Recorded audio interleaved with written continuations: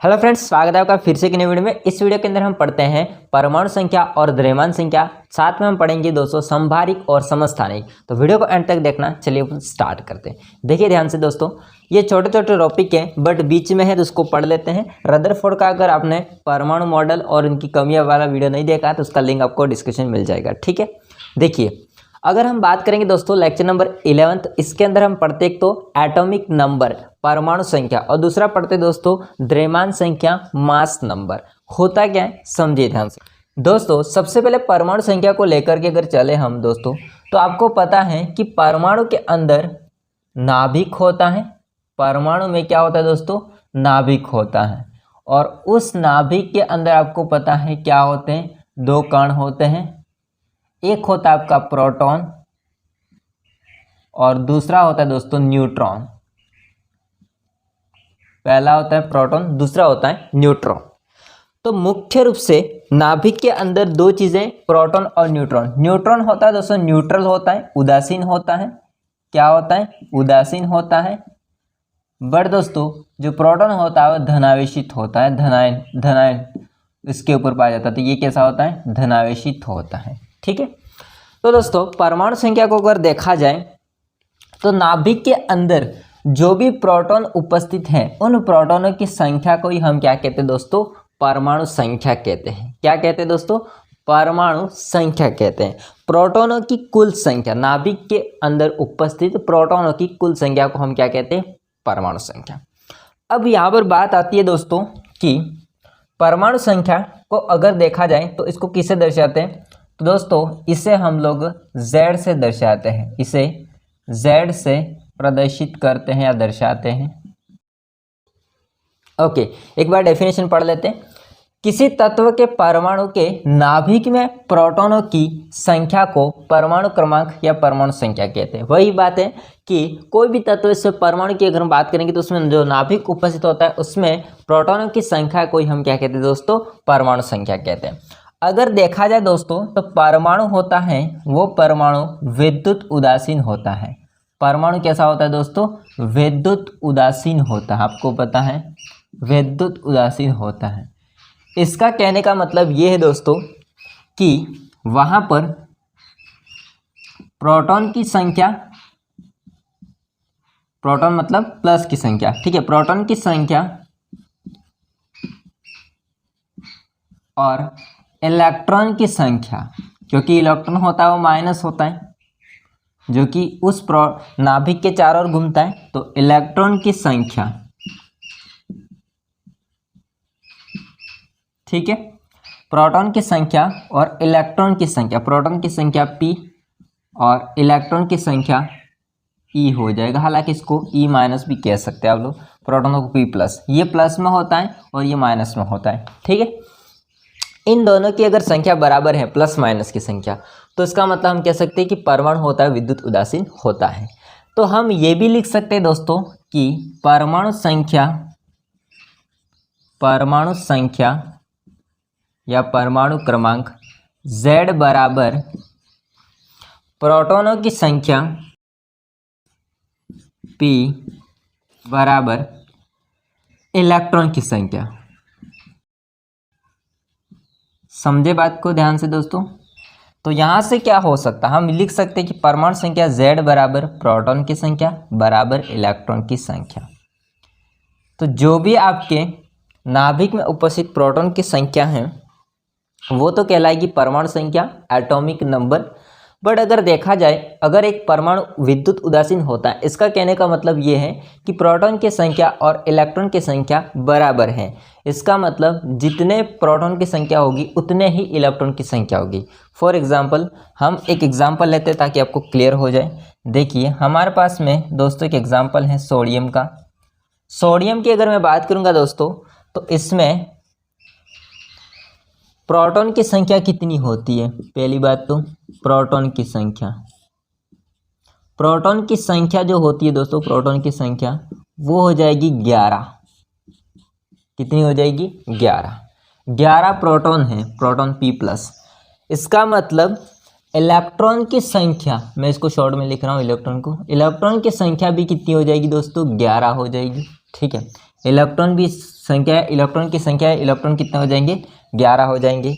और इन्हीं दोनों को हम लोग क्या कहेंगे दोस्तों, दोनों को हम क्या कहेंगे दोस्तों, परमाणु संख्या। हालांकि परमाणु संख्या डिपेंड करती है प्रोटॉन की संख्या पर। अगर दोनों बराबर हैं तो फिर दोनों को हम परमाणु संख्या 11 लिख सकते हैं, जो कि Z होता है वो। तो यहाँ पर कितना हो जाएगा 11, एक लिखा सॉरी 11। ओके, तो इस प्रकार से दोस्तों परमाणु संख्या को परिभाषित करते हैं। यह आपको समझ में आया होगा। वापस एक बार रिवाइज कर लेते हैं। कोई भी तत्व है उसमें उपस्थित परमाणु में नाभिक में जो प्रोटॉनों की संख्या है उसी को हम परमाणु क्रमांक कहते हैं या परमाणु संख्या कहते हैं, एटॉमिक नंबर कहते हैं। ठीक है, अगर एटॉमिक नंबर की अगर मैं बात करूंगा दोस्तों तो उसको Z से प्रदर्शित करते हैं। अगर कोई भी एटम विद्युत उदासीन है, इसका मतलब प्रोटॉन और न्यूट्रॉन तो है बट न्यूट्रॉन तो उदासीन है, इसकी कोई बात नहीं है। प्रोटॉन की संख्या को परमाणु संख्या कहते हैं, बट अगर उदासीन परमाणु है, इसका कहने का मतलब यह है कि प्रोटॉन की संख्या जितनी होगी उतनी इलेक्ट्रॉन की संख्या हो जाएगी। इसका मतलब परमाणु संख्या किसके बराबर, प्रोटॉन की संख्या के बराबर तो होगा, ये तो फिक्स है। बट अगर उदासीन के लिए देखा जाए तो इलेक्ट्रॉन की संख्या के बराबर भी हो जाएगा। उसी प्रकार से हम इसको ऐसे लिख सकते हैं Z बराबर P बराबर E। एग्जाम्पल लिया हमने तो सोडियम होता है, इसके प्रोटॉन की संख्या 11 है, इसका मतलब इलेक्ट्रॉन की संख्या भी 11 हो जाएगी, तो परमाणु संख्या क्या हो जाएगी 11 हो जाएगी। ठीक है, आगे हम बात करें दोस्तों द्रव्यमान संख्या के बारे में। द्रव्यमान संख्या की अगर मैं बात करूं दोस्तों तो वही सिचुएशन है यहाँ पर कि प्रोटॉन है नाभिक के अंदर और नाभिक के अंदर न्यूट्रॉन है।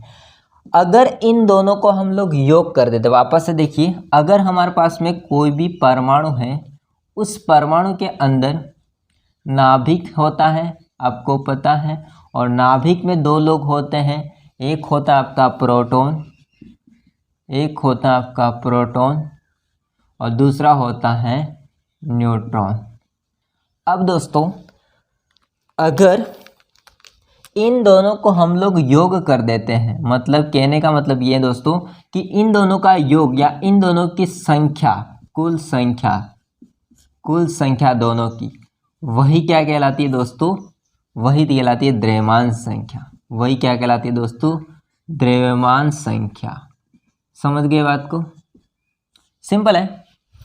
केवल प्रोटॉन की बात होती है तो परमाणु संख्या, और दोनों को कुल मिला के देखा जाए तो क्या हो जाएगा द्रव्यमान संख्या। ठीक है, इसकी डेफिनेशन है, किसी परमाणु के नाभिक में उपस्थित प्रोटॉनों तथा न्यूट्रॉनों की संख्या के योग को उस परमाणु की द्रव्यमान संख्या कहलाती है, द्रव्यमान संख्या कहते हैं।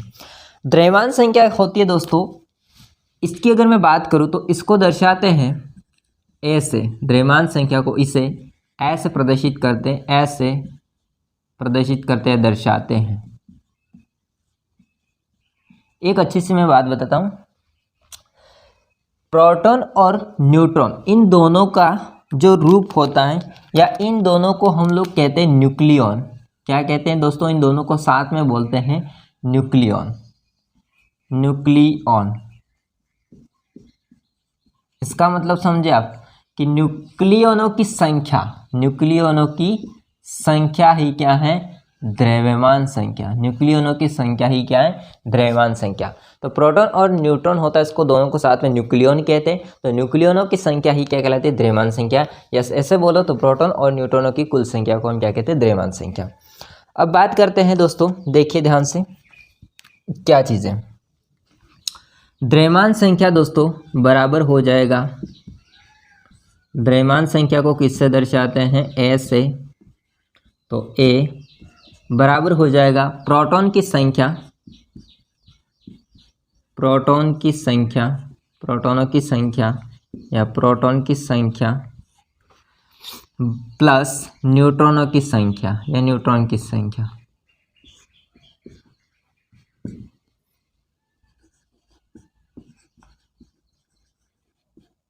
दोस्तों अभी आपने एक चीज़ पढ़ी है, प्रोटॉन की संख्या क्या कहलाती है, परमाणु संख्या। इसका मतलब चाहे तो आप प्रोटॉन की संख्या की जगह पर परमाणु संख्या भी लिख सकते हो। तो प्रोटॉन की संख्या को आप P लिखो या चाहे आप लोग परमाणु संख्या को Z लिखो, एक ही बात है, ठीक। और न्यूट्रॉन की संख्या हो जाएगा N। तो यहाँ से हो जाएगा दोस्तों A बराबर P लिखो, Z लिखो, मैं दोनों लिख रहा हूँ अभी फिलहाल के लिए, Z प्लस N। दोस्तों यदि हम इसको Z से ही दर्शाते हैं केवल, तो यहाँ से हो जाएगा Z प्लस N। ओके, अगर हमको न्यूट्रॉन की संख्या निकालनी है, आगे करते हैं इसको, न्यूट्रॉन की संख्या निकालनी है तो A माइनस जेड कर देंगे, A माइनस जेड कर देंगे, तो ये हो जाएगा न्यूट्रॉन की संख्या। ठीक है, तो यहाँ से द्रव्यमान संख्या का भी मान निकाल सकते हो, न्यूट्रॉन की संख्या का भी मान निकाल सकते हो। एग्जाम्पल हम लेते हैं दोस्तों, देखिए ध्यान से दोस्तों, यहाँ मैं छोटा सा एग्जाम्पल ले रहा हूँ, देखिए ध्यान से, वो है छोटा सा एग्जाम्पल हीलियम। हीलियम की हम बात करते हैं तो इसमें परमाणु संख्या होती है Z का मान 2। इसका मतलब ये हुआ कि यहाँ पर प्रोटॉन की संख्या या परमाणु संख्या कितना है, 2। आपको निकालना है दोस्तों क्या, आपको निकालना है द्रव्यमान संख्या। तो जितने प्रोटॉन होंगे, जितने आपके परमाणु संख्या होगी, उतने दोस्तों न्यूट्रॉन की संख्या भी होती है, इसका मतलब 2। अब इन दो को आप जोड़ करोगे तो कितना आ जाएगा, 4। तो 4 क्या हो जाएगा दोस्तों, A। या फिर आप इस सूत्र से भी निकाल सकते हो कि A बराबर क्या हो जाएगा, Z का मान कितना है, 2, तो यहाँ से आ जाएगा 2, प्लस न्यूटन का मान कितना है, 2, तो कितना आ जाएगा 2, टोटल कितना हो जाएगा दोस्तों, 4। तो 4 क्या हो जाएगा आपका, A द्रव्यमान संख्या। अगर मैं न्यूट्रॉन की संख्या निकालना चाहता हूँ, पता नहीं है, तो दोस्तों कैसे निकाल सकते हैं द्रव्यमान संख्या। अगर हम बात करते हैं हीलियम की, तो हीलियम की N बराबर क्या होगा, द्रव्यमान संख्या हमको पहले से पता हो अगर, तो यहाँ से 4 है, माइनस Z का मान कितना है, Z का मान 2 है, तो इसमें से घटा दो, कितना आ जाएगा 2। इसका मतलब न्यूट्रॉन की संख्या कितनी आ जाएगी, 2। ठीक है, तो ऐसे भी ज्ञात कर सकते हैं, मैंने छोटा सा एग्जाम्पल आपको बताया। तो सिंपल है यहाँ पर द्रव्यमान संख्या और परमाणु संख्या। अब हम समझते हैं समस्थानिक और समभारिक क्या होता है। स्क्रीनशॉट ले लो फटाफट। अगला देखिए दोस्तों, समस्थानिक और समभारिक। दोस्तों अगर हम बात करते हैं समस्थानिक और समभारिक, आइसोटोप और आइसोबार, तो इसमें आपको एक चीज़ याद रखनी होगी, दूसरी चीज़ आपको ऑटोमेटिक याद हो जाएगी। कैसे, देखिए, अगर मैं दोस्तों बात करूं समभारिक की, किसकी बात करूं दोस्तों, समभारिक की। सम का मतलब यहाँ पर दोस्तों होता है समान, और भारिक का मतलब होता है दोस्तों भार। भार को हम दूसरी भाषा में क्या कह सकते हैं, द्रव्यमान, है ना, भार मतलब द्रव्यमान। तो जिनके अंदर जो द्रव्यमान या भार होते, इनकी संख्या समान हो, तो दोस्तों इनको हम क्या कहते हैं, समभारिक कहते हैं। तो ऐसे भिन्न भिन्न तत्व, ऐसे अलग अलग तत्व जिनके अंदर जो भार या द्रव्यमान की संख्या समान हो, लेकिन परमाणु संख्या होती है वो अलग अलग हो, तो दोस्तों उसे हम क्या कहते हैं, समभारिक कहते हैं, आइसोबार कहते हैं। ठीक है, याद हो गया ये चीज़ क्या, कि विभिन्न तत्वों के परमाणु जिनमें परमाणु संख्या, हालांकि परमाणु संख्या को पहले लिखा है यहाँ पर, तो परमाणु संख्या भिन्न भिन्न होती है, लेकिन द्रव्यमान संख्या, भार संख्या समान होती है, तो उसे हम क्या कहते हैं दोस्तों, समभारिक कहते हैं। तो मैंने वही बात बोली है कि जिनके अंदर अलग अलग विभिन्न तत्व के परमाणु, जिनके अंदर जो भार या द्रव्यमान की संख्या समान हो, लेकिन परमाणु संख्या भिन्न भिन्न हो, तो उसे हम लोग समभारिक कहते हैं। फॉर एग्जाम्पल देखिए ध्यान से दोस्तों, यहाँ पर मैं एग्जाम्पल लेता हूँ, 3 एग्जाम्पल लिखूँगा। फर्स्ट है आर्गन, पोटेशियम, कैल्शियम। दूसरा मैं लिख रहा हूँ दोस्तों कार्बन, नाइट्रोजन। और तीसरी बात मैं कर रहा हूँ दोस्तों लेड और बिस्मिथ की। ये हैं अलग अलग तत्व के परमाणु, जिनमें देखिए ध्यान से, इसकी अगर मैं बात करूँ, इसकी बात करूँ, तो दोस्तों आर्गन की परमाणु संख्या होती है 18, इसकी होती है पोटेशियम की 19, कैल्शियम की होती है 20। यानी कि परमाणु संख्या आपको यहाँ पर जो नीचे लिखते हैं वो परमाणु संख्या, तो परमाणु संख्या आपको अलग अलग नजर आ रही है, भिन्न भिन्न, 18, 19, 20। बट दोस्तों आप इसमें द्रव्यमान संख्या देखोगे तो सब में सेम होगी। जैसे इसकी द्रव्यमान संख्या है 40, इसकी द्रव्यमान संख्या है 40, इसकी द्रव्यमान संख्या है 40। समझ गए बात को। तो यहाँ पर आप देखो ऊपर जो लिखी है वो द्रव्यमान संख्या है जो कि समान है, और लेकिन परमाणु संख्या है भिन्न भिन्न। तो फिर ऐसे जो आते हैं दोस्तों, ऐसे अलग अलग विभिन्न तत्वों के परमाणु जिनके अंदर द्रव्यमान संख्या सेम और परमाणु संख्या अलग है, तो इनको कहते हैं समभारी। क्या बोलते हैं दोस्तों? समभारी। इसमें देखिए कार्बन और नाइट्रोजन, इसकी परमाणु संख्या होती है 6, इसकी परमाणु संख्या होती है 7। लेकिन दोस्तों अगर मैं इसकी बात करूं तो इसके भी परमाणु द्रव्यमान संख्या 14 मानते हैं, और इसकी द्रव्यमान संख्या कितनी हो जाएगी? 14 हो जाएगी। इसका मतलब समझे आप दोस्तों, यहाँ पर कार्बन होता है, नाइट्रोजन होता है, इनकी परमाणु संख्या अलग अलग है, द्रव्यमान संख्या सेम है। ठीक, यहाँ पर देखो दोस्तों, लेड और बिस्मिथ की अगर मैं बात करूँगा तो इसका परमाणु संख्या होता है 82 82, और इसका होता है 83 83। बट इसकी द्रव्यमान संख्या की बात करेंगे तो 210 और 210 ये हो जाएगा। तो देखो आप लोग आराम से पहचान सकते हो सबको। ठीक है, द्रव्यमान संख्या समान, द्रव्यमान संख्या समान, द्रव्यमान संख्या समान। जस्ट दोस्तों अब समभारिक का उल्टा करना है यहाँ पर, यानी कि इसके अंदर द्रव्यमान संख्या कैसी होगी दोस्तों? भिन्न भिन्न, और परमाणु संख्या कैसी होगी दोस्तों? समान होगी। वही बात है, जैसे देखिए इसके अंदर एग्जाम्पल इसमें भी 3 लेता हूँ दोस्तों। हाइड्रोजन की 3 समस्थानिक होते हैं। फर्स्ट बात है दोस्तों, हाइड्रोजन की 3 समस्थानिक होते हैं। फर्स्ट हो जाएगा दोस्तों प्रोटियम, हाइड्रोजन। सेकंड हो जाएगा ड्यूट्रियम,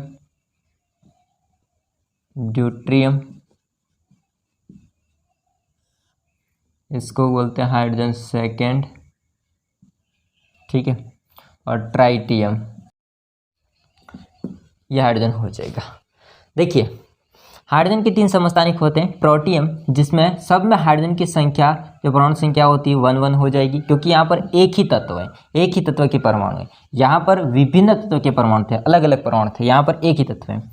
हाइड्रोजन में परमाणु संख्या हो जाएगी तीनों में 1 1, लेकिन द्रव्यमान संख्या देखो 1 2 और 3, यानी कि आप देख रहे हो ऊपर द्रव्यमान संख्या है वो भिन्न भिन्न है। द्रव्यमान संख्या है दोस्तों वो क्या है? भिन्न भिन्न। इसको दोस्तों ड्यूट्रियम को ऐसे भी दर्शाते हैं, D लिखा और इसको लिखा आपने 1 और इसको लिखा आपने 2। ठीक है, ऐसे भी दर्शाते हैं। इसको ऐसे भी दर्शाते दोस्तों, ट्राइटियम को T1 और 3। आ गई बात समझ में?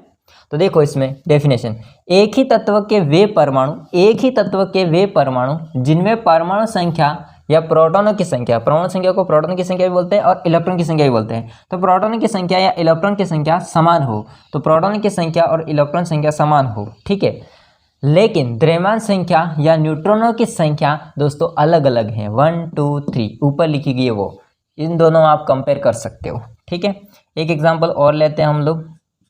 यहाँ पर दोस्तों मैं बात करूँगा नाइट्रोजन की, और एक एग्जाम्पल लास्ट और ले लेते हैं। मैं बात करूँगा कार्बन और कार्बन की। नाइट्रोजन की द्रव्यमान संख्या परमाणु संख्या होती है 7, परमाणु संख्या होती है 7। द्रव्यमान संख्या हो जाएगी दोस्तों इसकी 13 भी होती है, उसकी 14 भी होती है। देखो परमाणु संख्या समान है लेकिन द्रव्यमान संख्या अलग अलग है। कार्बन देखो परमाणु संख्या 6, परमाणु संख्या 6, परमाणु संख्या 6।